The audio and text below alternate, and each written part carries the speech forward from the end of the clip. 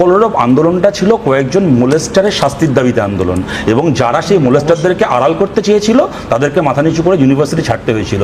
এতে বামের গায়ে কালি লাগেনি, কালিটা লেগেছিল যারা মোলেস্টারদেরকে আড়াল করতে চেয়েছিল তাদের গায়ে। এক। দ্বিতীয় কথা, যাদবপুরে দেশদ্রোহীদের আখড়া, যাদবপুরে নেশা হয়, এই প্রচারগুলো তো গত সেই সময় আমরা শুনেছিলাম। 2014 সাল থেকে 2025 সাল পর্যন্ত কোন দেশদ্রোহিতার ঘটনা এবং কোন ড্রাগ পেডলিংয়ের ঘটনা আজকে 11 বছরে যাদবপুরে ধরা পড়লো?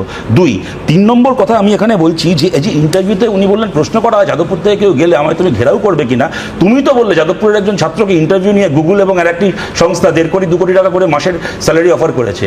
পশ্চিমবাংলার যে বিশ্ববিদ্যালয়গুলোর ছেলেমেয়েরা এখনো অবধি সবচেয়ে সম্মানজনক নিয়োগের কাছাকাছি যেতে পারে তার মধ্যে প্রথম নাম যাদবপুর বিশ্ববিদ্যালয়। সুতরাং এগুলো প্রপাগ্যান্ডা। এবং আমার শেষ কথা শুভনদা, ছাত্র সংসদ ভোট না হওয়াটা শুধুমাত্র যাদবপুরের সমস্যা না, যাদবপুরে তাও আমরা বলতে পারি এক্স্যাক্টলি কেন। হ্যাঁ হ্যাঁ ঠিক, আমি তোমার সাথে একমত, আমি সেখানেই বলছি যাদবপুরে তাও আমরা বলতে পারি এইটুকু আশ্বস্ত আমরা আছি, ওখানে স্টুডেন্টস ইউনিয়ন ভোট না হলেও তৃণমূল ওখানে ছাত্রদের টাকা নয়ছয় করতে পারছে না। কিন্তু পশ্চিমবাংলার বাকি কলেজগুলোর অবস্থা কি বলতো? গুরুদাস কলেজ দেখলে ছাত্র সংসদ ভোট হয় না, কিন্তু তৃণমূলের ইউনিট কমিটি তারা স্টুডেন্টস ইউনিয়নের টাকায় কে এনে জাল পাস ছাপিয়ে বিক্রি করে একজন আর্টিস্টকে মেরে ফেললো নজরুল মঞ্চের ভেতর, তার মৃত্যুর কারণ ঘটালো।